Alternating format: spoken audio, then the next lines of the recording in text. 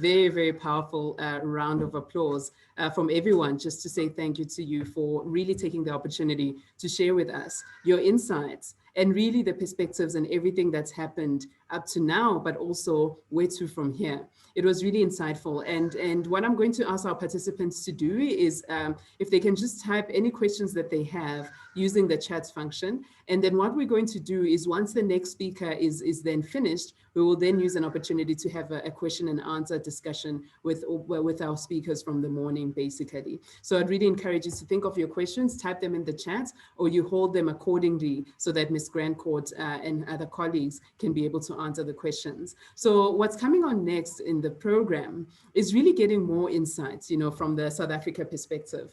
And the big thing there is looking at the industry perspective and really the protocols for the tourism industry operations during COVID-19 in particular, and particularly the South African context. This individual that's going to present for us is a tourism executive with experience in international marketing, business development, and international trade relations, among others. He is best described as a social entrepreneur, and he actually founded Zote Investments and Projects, where he partnered with various organizations in the USA, in New Zealand, in the UK, and to bring over 400 international volunteers to contribute in youth development in Limpopo province in South Africa.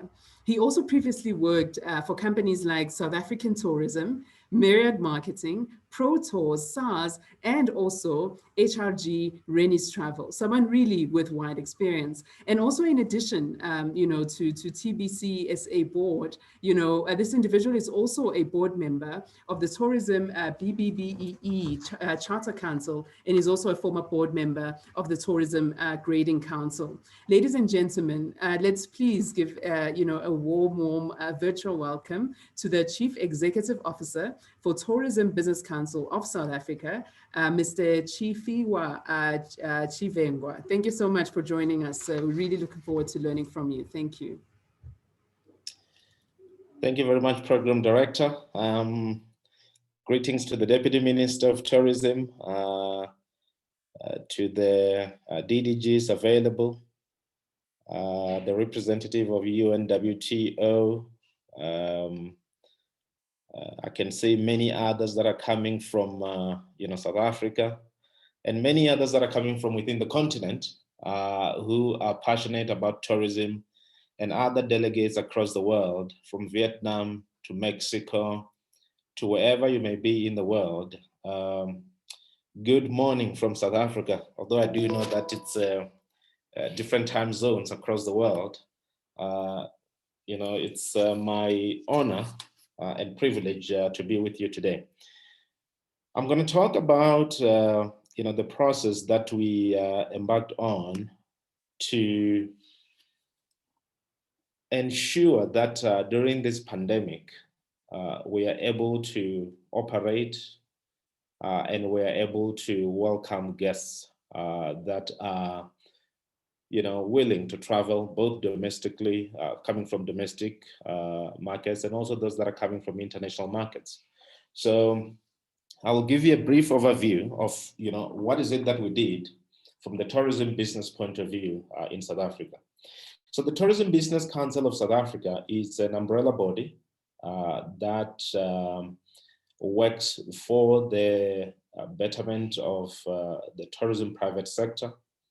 We are a member-based organization of which many associations that represent various subsectors of tourism are members of the Tourism Business Council. This includes the Car Rental Association, the Conferencing Association, the Inbound Association, the Travel Agents Association, those that own hotels, the hotels and hospitality associations, some of the local, association from the city levels, and many, many others, including those associations that represent small businesses, those that represent airlines, both international airlines and domestic airlines, and those associations that represent the game lodge owners or the ranch owners. So our mandate spreads across various subsectors of tourism, And our goal is to make sure that, the working conditions, from tourism point of view, are conducive for these businesses to thrive, and these businesses, to continue to create employment and impact the economy. So that is something that, we do closely. And our mandate is quite simple. We advocate for the private sector. We represent the private sector, on many things, including to government, on larger business associations here in South Africa.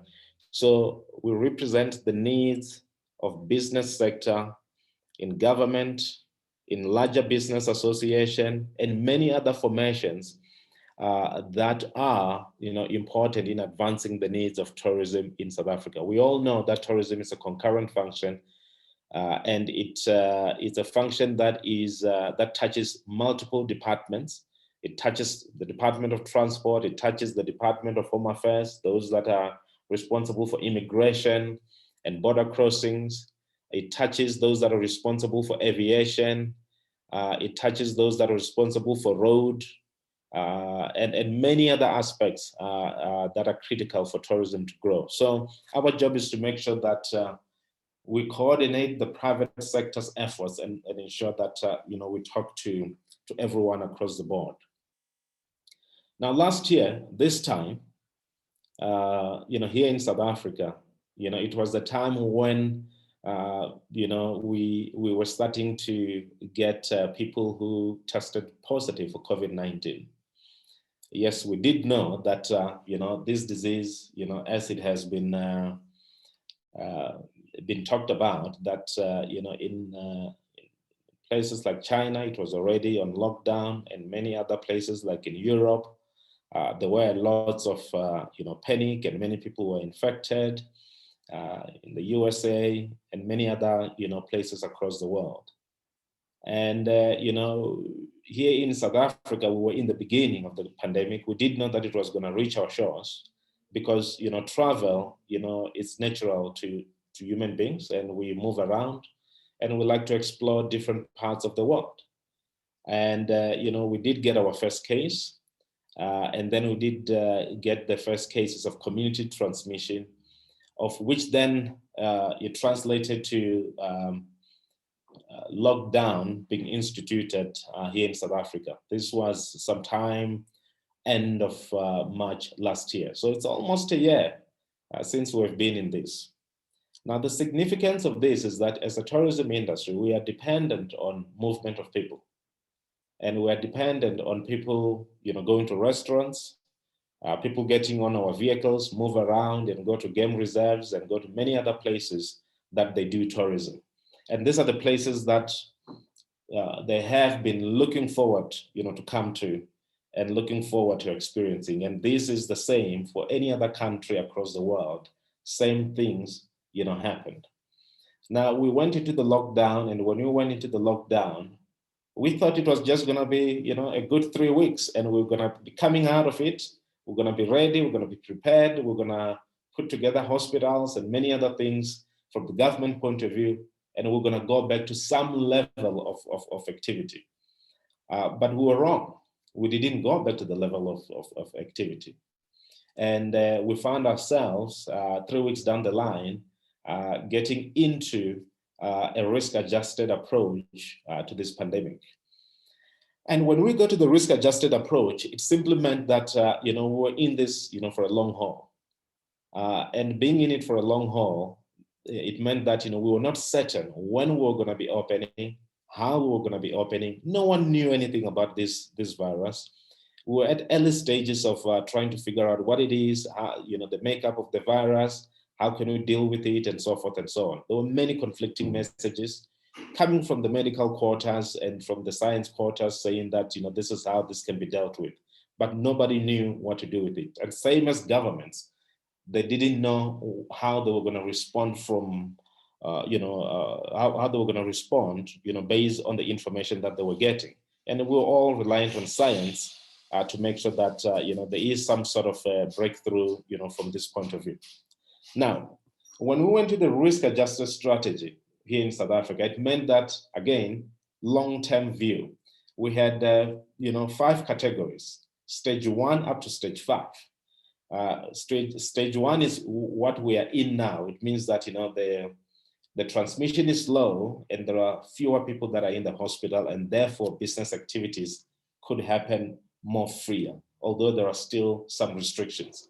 Level 5 means that we all close ourselves in our houses, can only go out for essential things like buying groceries or going to hospitals, and so forth and so on. And even worse here in South Africa, alcohol, was not allowed to be sold. From level 5, I will say up to level 3. And it meant that, restaurants couldn't open sufficiently. It means that, hotel couldn't do the work that they were supposed to be doing sufficiently. And it meant that, more devastation within the tourism industry. So we had to come up with a plan. And one of the things that we did was to say, how do we make sure that the tourism value chain is not considered as the highest risk? And therefore, when it's time for us to open, we'll be able to open. Now, we embarked on a process of developing, the protocols for the industry across the value chain to say, what is it that we need to do? When someone is renting a car, when someone arrives at the hotel, when someone gets into a restaurant, when someone gets into a plane, when someone arrives at the airport, and the list goes on. What is it that we need to do to make sure that we de-risk the sector and ensure that we can be considered to open at an earlier stage of this risk-adjusted strategy? Mind you, the projections that we had were that we were going to be opening sometime this year in either January or February for domestic and international travel. So that didn't look good for us from the industry point of view, and it meant that the supply side of the industry was going to be decimated, and therefore we had to go to work to create these protocols so that we can be able to be open early. And also, again, the protocols goes with the lobbying of government to look at the industry in a different light, compared to what they were looking at it, prior to us developing the protocols. Remember, everyone looked at travel in the beginning as the carrier of the virus into the country. So therefore, no one wanted to hear anything about travel. Now, how did we develop this protocol? So we called upon all the associations from the various subsectors of tourism and said, we need to come up with how we're going to operate within the tourism space. It meant that the tour operators had to go and look at what is it that they can do to de-risk the sector. The travel agents had to go and say, what is it that they can do to de-risk the hotels, the car rentals, the lodges, and everyone across the value chain, from transport to the tour guides. What is it that we're going to do to make sure that we are not looked at as the industry that is at high risk? So we developed protocols that touches each subsector of tourism, although some of them were clustered because they were similar in nature. So in essence, we look at how are we going to make sure that we all have sanitizers? How are we going to make sure that there's social distancing? How are we going to make sure that there's washing of hands frequently, and many other measures that are related to COVID-19? So we developed a document that was consulted widely from the industry point of view to say, can we do these things? And if so, how can we do them? And we also went as far as costing these things to say, how is this going to be impacting small businesses that may not have funds, to buy, this personal protective equipment to make sure that we open early. So those discussions were held, and seminars through this type of platforms were held. It will really get the industry together to say, this is what we're going to do to de-risk the sector, and we all have to comply. Nonetheless, we did develop those protocols. We consulted them widely, but we went further than that, on the basis of what government required. We operate at the moment, and since the beginning of lockdown, under what we call Disaster Management Act, of which there are regulations that are issued, and the regulation stipulates who can be open, who should be closed, at what time it should be open, at what time it should be closed. So we had to constantly look at what the scientists are coming up with in terms of what is the right social distance. Is it 1.5 meters, is it 2 meters, or is it a meter? The wearing of mask, how do we make sure that we make it mandatory, from our side, and so forth and so on. So we were one of the few sectors, if not the first, that developed the protocols that guides, tourism. Now, we then publish those protocols, but of course, we always have to constantly changing the protocols based on new information that comes from the scientist. If the scientist says that, as an example, within the closed space, the word talks about ventilation to say, if the ventilation is not good enough, the virus can spread easily. You need to open windows, or you need to put people, outside, or be it at a restaurant, they must sit outside, hotels far from each other, and so forth and so on. So we had to, constantly change that to say, how do we adjust ourselves to make sure that we are ahead of what government is going to be saying from the regulation as new information comes in. So we did that, and we'll continue to do so even today. So the protocols were then implemented across the board. Everyone started to practicing the protocols, although in the beginning, the adoption, was a little bit slow. But we went further than that, because government required us that we must take temperature of everyone that's coming into the establishment. We must have their names and contact details for contact tracing, should there be someone found to have contracted COVID at the establishment. And also we had to keep, various information that was required by this legislation or by this regulation. Now, we thought that, keeping pieces of papers, is going to take a long time. And then we, again, got together as an industry. We developed an app that is downloadable, of course, on the phones. You can use the computer or anything else that you can use to download the app. And the app was to do exactly that, to make sure that, through the app, you can be able to take the details of the patrons that are coming into the establishments. You can be able to keep that information in a safe way, and you can be able to do contact tracing. And also, more importantly, the app had another function, that was suitable for business owners to be able to use to manage their staff, in terms of, making sure that those that work within the establishments, their temperatures is taken daily.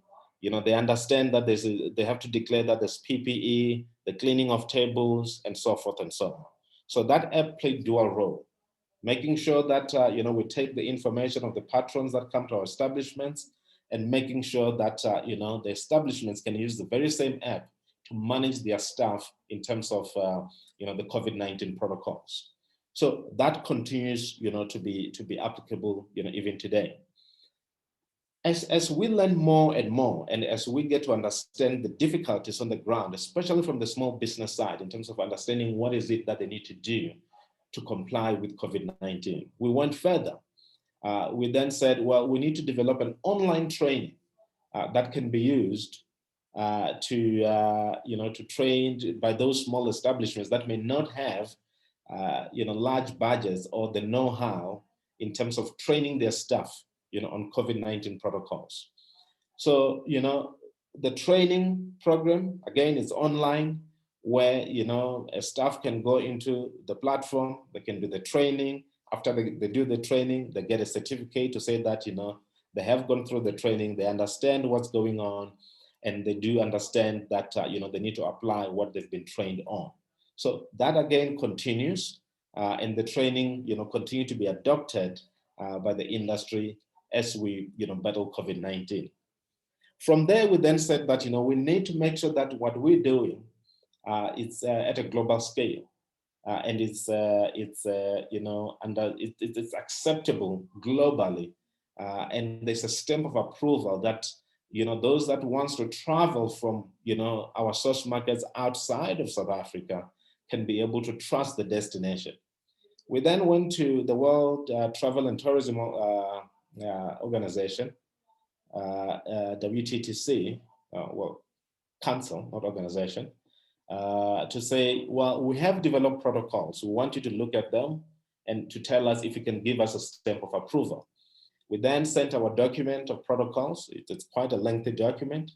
And then the WTTC come back and say, well, we give you the stamp of approval, and we're giving you the authority to issue the WTTC stamp in South Africa to those that are compliant with the COVID-19 protocols.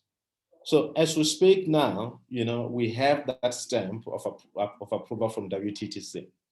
We went further and even built a website whereby those establishments that have gone through the processes of compliance, that they can also receive a certificate to say that they are COVID-19 compliant.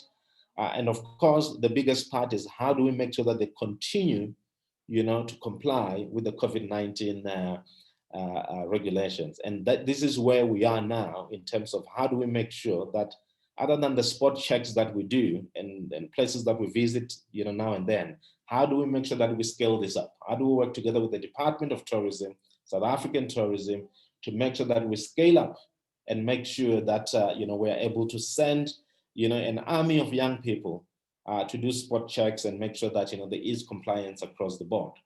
So our journey has not been easy. It has been a journey of learning. And a journey that was painful because while we're doing this, you're seeing that many businesses that are tourism related or at the heart of tourism, they don't have anyone that's traveling, especially the inbound. We have hotels that are still not yet open and so forth and so on. So, while we're doing this to make sure that, we remain an industry that's compliant and will remain the industry that's seen by government as an example to how you practice compliance. To date, we have not been seen as a super spreader across the value chain of tourism, and simply because we apply these protocols. And we have used these protocols again to negotiate with government to open the industry earlier. I told you in the beginning that we were supposed to be opening in January of this year and February, but we managed to open the industry much earlier than that, almost 6 months prior to that, simply because we were able to put protocols together and get the industry unified behind the protocols and implement these protocols and show government and the scientists and those that are involved in health that we can do things in a safe way. From the tourism and hospitality point of view. And that's what made us to open early, and that what made the situation of tourism here in South Africa to be slightly better. I'm not saying it's anywhere that way it needs to be, but at least we do have domestic tourism happening. As much as we still have restrictions that are imposed here and there, we have largely, the industry that's open. International, travel is allowed. Although we're not getting, much of traffic coming into the country, but we have ensured that from our side as a sector, we have de-risked the entire value chain, and people can be able to travel to the destination with, being at ease, and they should be able to trust, what we've done here on the ground. So from the protocols point of view, that's what we have done. I do believe that what we have done is world-class. Is a shining example of what can be done anywhere else. And we have made sure that these protocols are adopted through various channels here in South Africa to be able to reach the government level to say, this is what we've developed and we believe that we should be able to open. So a great deal of work that was done. There's still going to be more work ahead of us. But the development of protocols and the application of protocols is going to be with us for quite some time. And therefore, from our side, this is something that we keep constant, and we make sure that there's compliance across the board. I will end at this. Thank you very much.